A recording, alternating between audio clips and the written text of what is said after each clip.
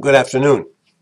I'm very pleased to talk to you again about Africa as part of our series of information bulletin and maybe some editorial on our part, but informed editorial, as you will see. Today I want to talk to you about what I read and I saw over the last few days. The Economist of London has declared that Africa is rising. They call it Africa Rising, and I invite you to go and consult their document.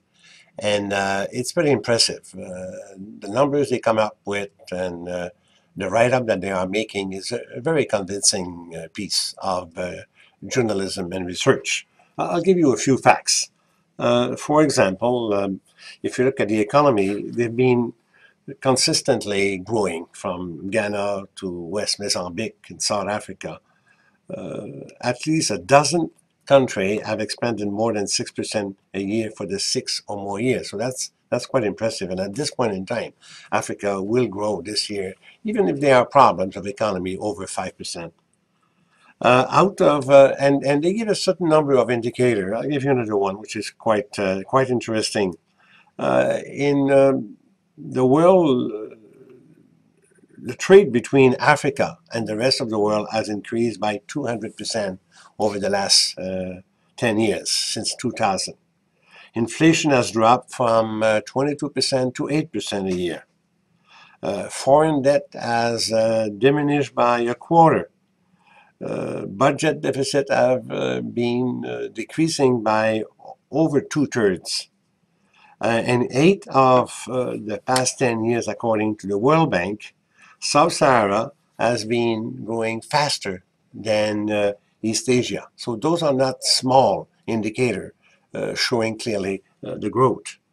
The World Bank thinks that Africa could be on the brink of an economic takeoff, much like China 30 years ago and India 20 years ago.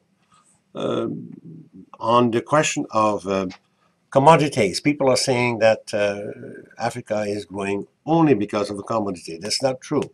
Yes, it's a major part, but it is not the only part. All of the other sectors are growing very, very rapidly. If you look at now trade in general between Russia, Brazil, India, and China, about 10 years ago, it was about 1%. Today, it's 20%. It takes 20% of all trade. And they expect that it will be something like 50% of all trade of Africa by year 2030. Another indicator which is quite impressive. About 10 years ago, you had real difficulties to find any investment fund for a major project in Africa when you were in London, the capital of one of the capital of a world economic situation.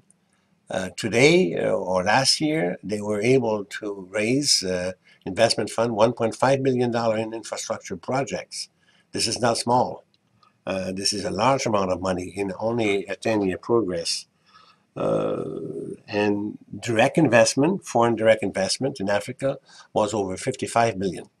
This is part of the trend for the last 4 years, where Africa receives less aid money than foreign direct investment. So all of those trends indicate what the Economist is saying. Africa is ready to take up, it's taking off, and I thought that the title of Africa Rising was very much appropriate. As CCAfrica did its conference in last May in Toronto on the same subject. We were seeing it coming, and other big institutions in the world are now realizing the same, coming to the same conclusion. Thank you very much, and see you next time.